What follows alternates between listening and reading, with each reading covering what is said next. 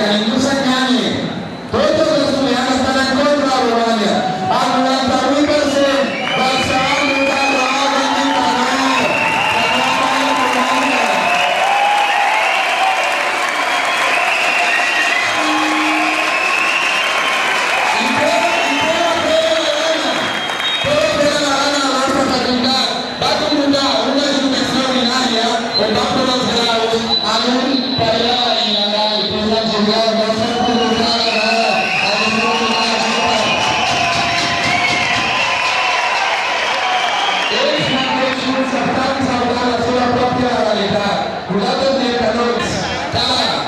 Havíem dit al principi de les 4, però l'escola d'aquesta recombada va ser revisant una mica i deien de fer ara una assemblea per tal de decidir quins són els mínims a exigir als rectors i com hauria d'estar